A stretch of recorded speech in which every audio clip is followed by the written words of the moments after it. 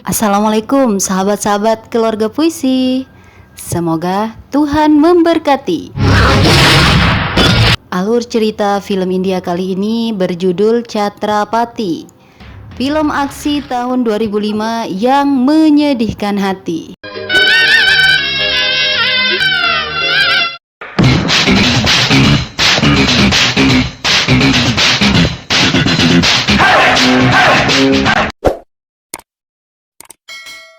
Di pesisir pantai Sri Lanka terdapat perkampungan pengungsi dari India.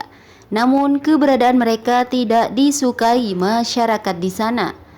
Di kampung tersebut tinggal seorang janda bernama Parvati dengan anak-anaknya.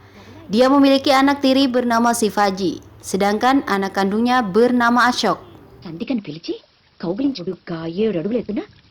Parvati memberikan kasih sayang yang sama untuk kedua anaknya. Hal itu tidak disukai Ashok yang merasa cinta ibunya terbagi. Padahal ibunya ingin anak-anaknya bisa hidup akur. Kemudian setelah dewasa bisa bermanfaat bagi masyarakat seperti Chhatrapati dalam cerita dongeng India. Pada hari ulang tahun Parvati, Shivaji membawakan hadiah buah mangga kembar. Ashok memfitnah Shiva bahwa mangga itu didapatkan dengan mencuri. Parvati yang kecewa memukul Shiva hingga menangis. Padahal Shiva sudah mengatakan jika dirinya tidak mencuri. Tapi Shiva tidak berani saat diminta bersumpah. Malam harinya Shiva tak kunjung kembali ke rumah. Parvati yang mengembalikan buah mangga ke pemiliknya, Satana, mengetahui jika ternyata Shiva benar-benar tidak mencuri. Shiva mendapatkan buah mangga dengan meminta secara baik-baik. Bahkan karena tidak ingin gratisan, Shiva rela bekerja.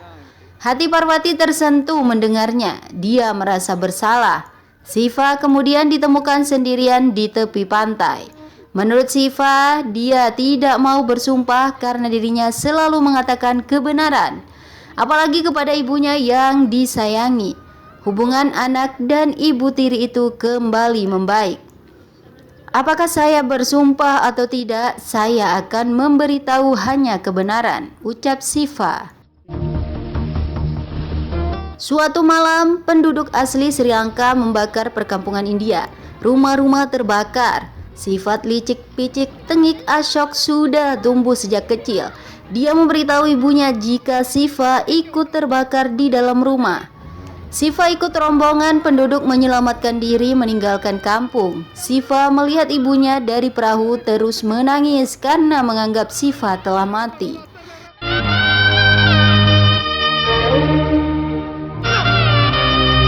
Perahu yang ditumpangi Shiva tiba di pelabuhan Vizag, India.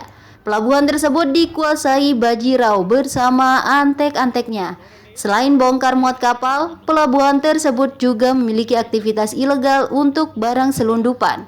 Shiva dan penduduk yang statusnya pengungsi dipaksa bekerja di bawah Baji Rao. Berani membangkang nyawa taruhannya, sehingga tidak ada pilihan lain. Shiva juga terpaksa ikut bekerja, dipukul polisi dan masuk penjara menjadi hal yang biasa. 12 tahun sudah berlalu. Shiva yang diperankan Prabhas tumbuh menjadi pemuda kuat. Hiu buas saja tidak bisa menaklukkan Shiva. Luar biasa. Namun tetap bekerja di bawah Baji Rao. Hidup Shiva dijalani seperti keinginan sang ibu. Hidup yang tidak hanya untuk diri sendiri, tapi juga membantu orang lain. Shiva sangat dicintai oleh para pengungsi lainnya. Meski sudah belasan tahun, Shiva terus mencari keberadaan ibu dan saudaranya. Namun belum ada hasil. Pencarian tersebut membuatnya dekat dengan pegawai pemerintahan bernama Nilu yang diperankan Sriya Saran. Nilu gadis periang yang baik hati. Dipastikan ibu Shiva berada di India. Foto ibunya ada dalam dokumen pengungsi yang kembali ke India. Namun alamat lengkapnya belum diketahui. Di tempat lain, Bajirao mengikuti pertemuan partai politik untuk mendapatkan tiket pemilu. Dia sangat ditakuti karena tidak segan-segan menggunakan cara kekerasan. Petinggi partai yang berani menghalangi keinginannya langsung dibunuh.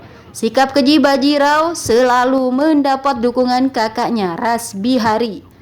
Suatu hari, seorang pemuda melecehkan dan mengerjai adik perempuan Ajay, teman Siva.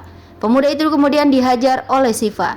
Dia dipukul dan kepalanya digunduli. Peristiwa itu membuat foto ibunya hilang. Foto yang diambil dari Nelu itu dipegang pemuda tadi yang ternyata adik tiri Siva, yaitu Ashok. Setelah mendengar Siva mencari ibunya, Ashok menyadari jika pria yang menghukumnya itu adalah kakak tirinya yang sangat dia benci sejak kecil. Dia bukan ibumu, dia ibuku. Ibuku saja, ucap Ashok bergumam sambil menatap foto ibunya. Sementara sang ibu juga tidak pernah melupakan anak tirinya yang dianggap sudah meninggal di Sri Lanka. Ashok yang menyebalkan merahasiakan jika dirinya sudah bertemu Siva. Di depan ibunya, Ashok selalu berpura-pura baik dan menyayangi saudara tirinya itu. Guci air suci untuk mendoakan almarhum Siva diberikan kepada Ashok, namun wadah air itu dibuang ke tengah laut. Ashok juga kesal dengan ibunya, masih saja mengingat Siva. Satu-satunya keinginan Ashok membunuh ikatan cinta ibunya dan juga membunuh Siva. Di tempat Siva, Nelu datang membawa surat untuk Ibu Suri yang buta. Ibu Suri memiliki adik yang tinggal di Dubai dan mengajak Suri bersama ibunya hidup di sana. Namun, Katraj, tangan kanan Bajirao, tentu saja tidak akan melepas Suri begitu saja meski masih kecil. Apalagi selama ini Suri bekerja menjadi tukang pijat Katraj. Siva berjanji akan membuat Katraj setuju. Sudah seharusnya ibu dan anak hidup bahagia. Sebagai ganti Suri, Katraj meminta Siva memijatnya. Dengan sangat terpaksa, Siva mau melakukan semua itu. Bahkan meski dihina dan diolok, dia tetap sabar asalkan Suri dan ibunya dibiarkan pergi ke Dubai. Katraj akhirnya mau mengizinkan. Suri sangat bahagia. Dia berpamitan kepada semua penduduk karena akan pergi ke Dubai. Tapi tiba-tiba Katraj datang. Dia membatalkan persetujuannya membiarkan Suri pergi.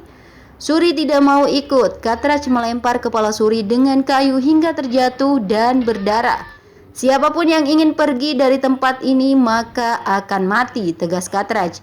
Suri terluka dan sekarat. Tidak ada penduduk yang berani membantu. Katraj memberi ancaman agar tidak ada yang boleh menolong Suri. Ibu Suri yang buta datang mencari anaknya. Dia tidak bisa melihat jika anaknya sudah tak bernyawa. Suri, ayo cepat kita berangkat, nanti terlambat, ucapnya. Tidak ada pula penduduk yang memberitahukan kondisi Suri. Hingga akhirnya Sivaji datang. Dia kaget melihat apa yang terjadi. Anak kecil yang sangat bahagia karena akan pergi, kini tubuhnya terbujur kaku. Katraj sudah keterlaluan. Amarah Siva membuncah. Dia sudah tak tahan lagi dengan semua penindasan yang dilakukan Katraj dan Bajirao. Temannya Badra meminta Siva untuk melupakan apa yang terjadi. Cukup Suri yang mati. Jika melawan maka semua orang bisa mati. Cukup, teriak Sivaji marah. Darah Sivaji sudah mendidih. Dia tidak mempedulikan ancaman Katraj. Siva mengambil tubuh Suri. Sayangnya Katraj dan anak buahnya sudah di lokasi. Siva yang marah meremukkan kaki anak buah Katraj dengan tangannya, lalu menendang tubuhnya hingga terpental ke mobil Katraj.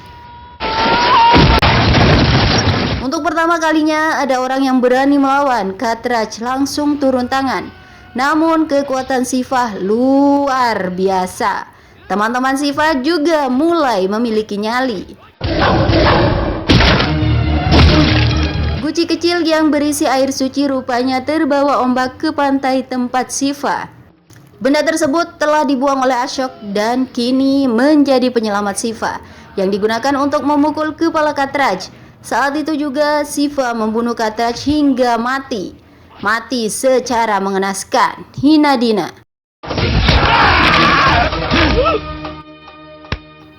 Bajirao sangat murka, tangan kanannya dibunuh. Akibatnya, semua anak-anak pengungsi akan diangkut ke Bihar. Badram yang berusaha menyelamatkan anak-anak mendapat hadiah kapak dari Bajirao.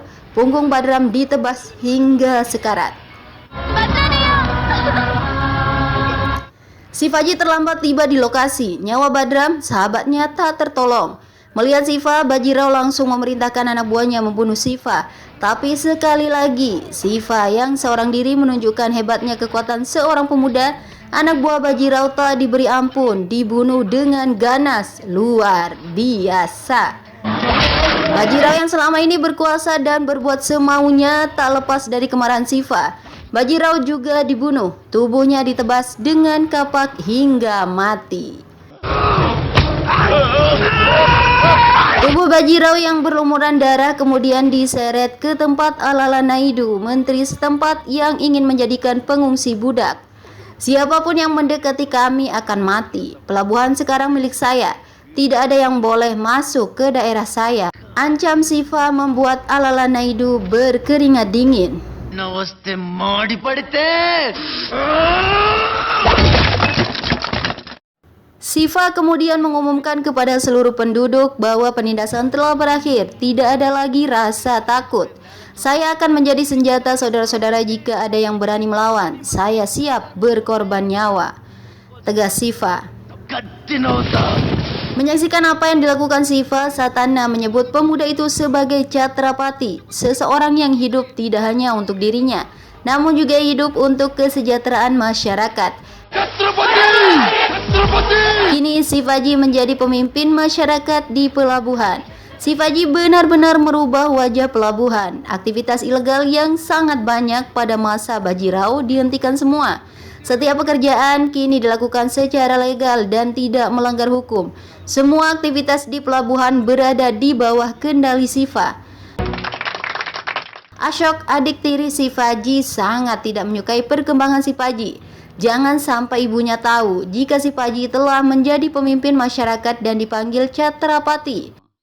Kematian Bajirao bukanlah akhir dari segalanya. Masalah baru justru muncul. Ras Bihari selaku kakak Bajirao menuntut balas. Shiva sama sekali tidak takut dengan Bihari. Shiva mengeluarkan bom yang membuat Bihari ketakutan. Saat itu juga Shiva dengan percaya diri mengolok Ras Bihari.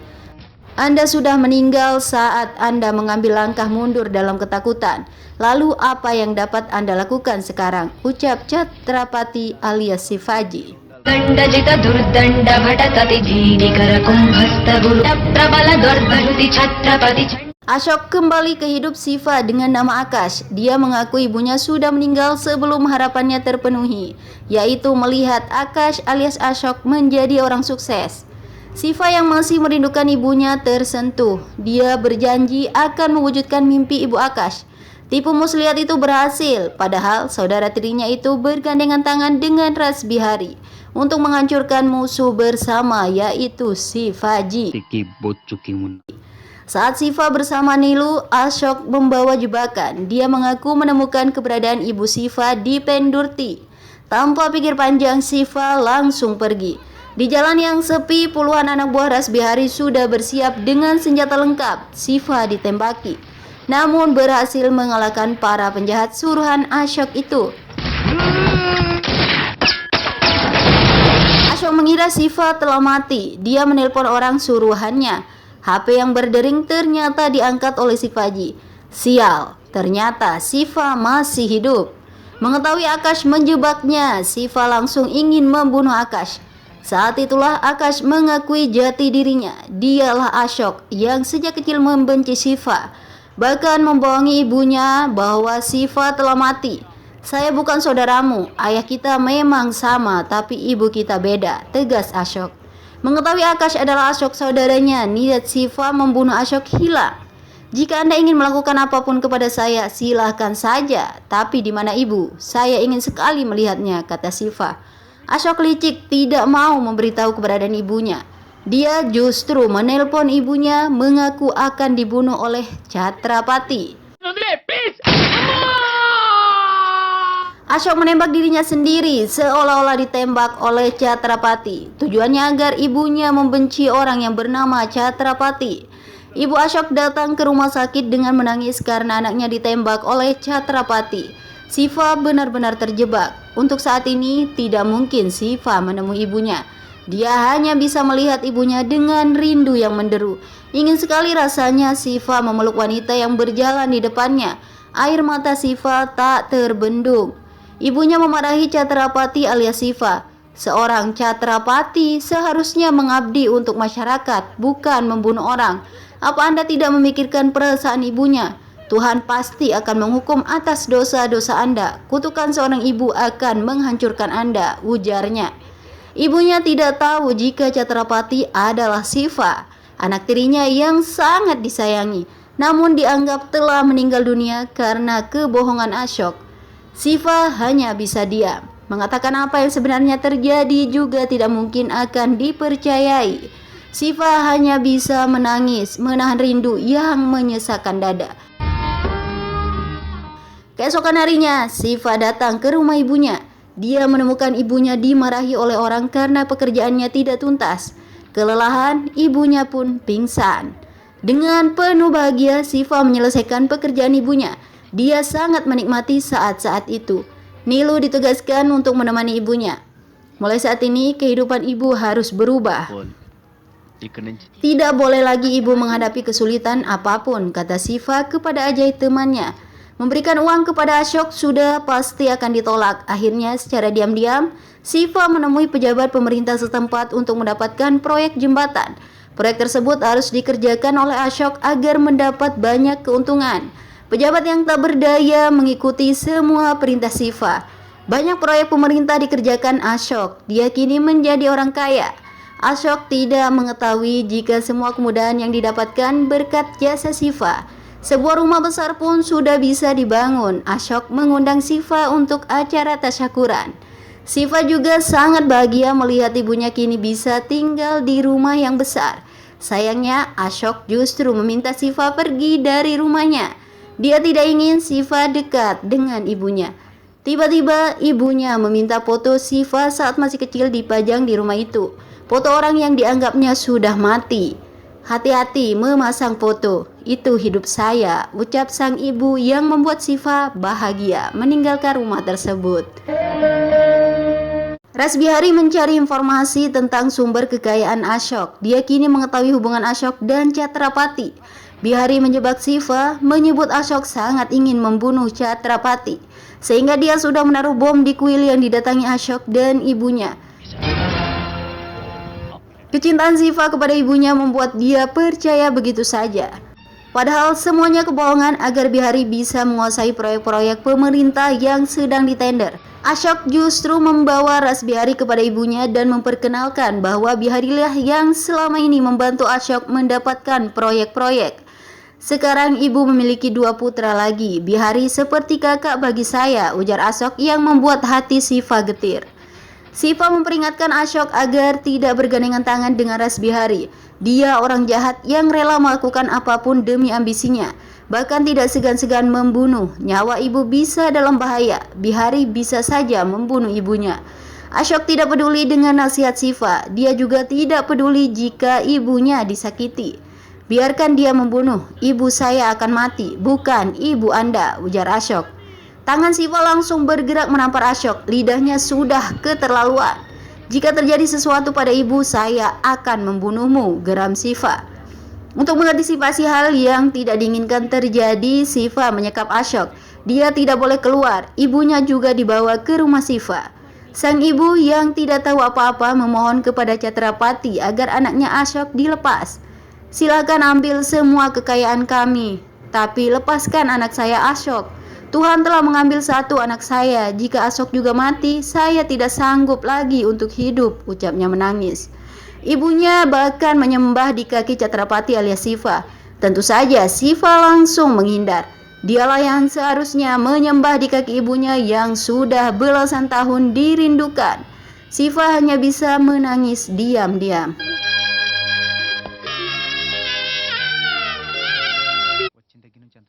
Di rumah Siva, ibunya juga tidak mau makan. Hal itu semakin membuat Siva sedih. Padahal dia ingin membuat ibunya hidup seperti ratu. tapi justru menderita kelaparan. Nilu yang berperan sehingga ibunya mau makan. ఈ ఛత్రపతి అమ్మ కడుపు సల్ల Rasbiari dan anak buahnya datang bak pahlawan. Ashok dan ibunya berhasil dibawa kabur. Jebakan disiapkan untuk membunuh Shiva jika datang. Shiva datang seorang diri, membunuh satu persatu anak buah Bihari. Tiba-tiba Bihari memukul Ashok untuk dijadikan umpan. Bihari tahu jika kelemahan Chhatrapati adalah ibu dan saudaranya.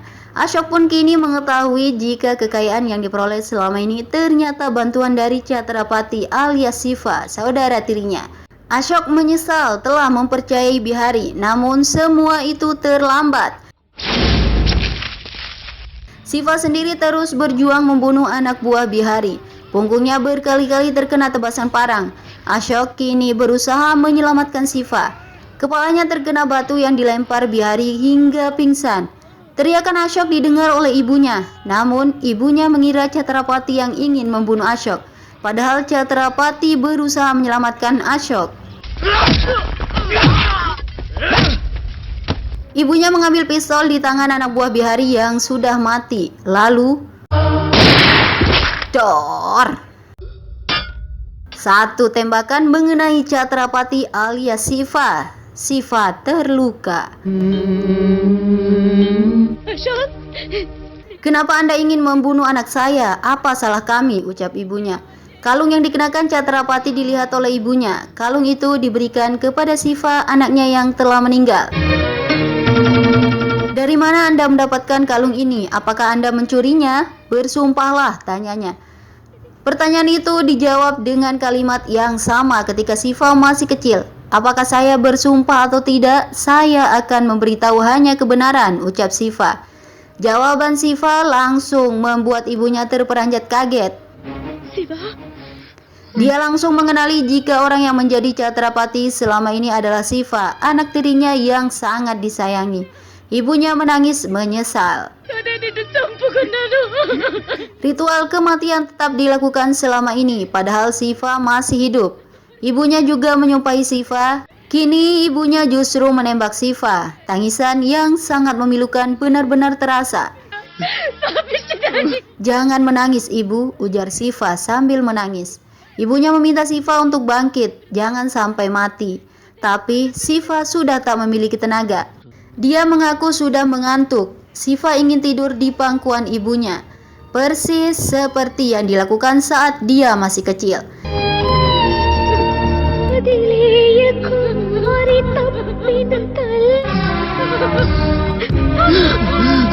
Suasana getir itu dirusak oleh Ras Bihari. Dia datang dan langsung memukul Shiva yang tengah terluka. Bihari memukul Shiva habis-habisan. Tak ada perlawanan dari Shiva yang sudah lemas tak berdaya. Bihari sangat membenci Shiva yang sudah membunuh adiknya. Apalagi Bihari juga pernah dipermalukan. Rasa sakit itu harus dirasakan juga oleh Shiva. Bihari ingin memukul ibu Shiva. Melihat ibunya akan dipukul Bihari, sekuat tenaga Shiva bangkit dan memukul anak buah Bihari hingga mati.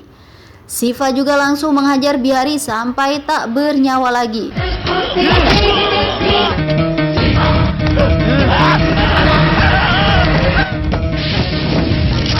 Semua penjahat sudah dihabisi Shivaji. Akhirnya, setelah belasan tahun rindu membara, Shiva bisa bersatu dengan ibu tirinya. Ashok juga sudah tidak lagi membenci Shiva. Mereka hidup bahagia untuk selamanya. Sekian dulu ya. Sampai jumpa di alur cerita film Keluarga Puisi selanjutnya.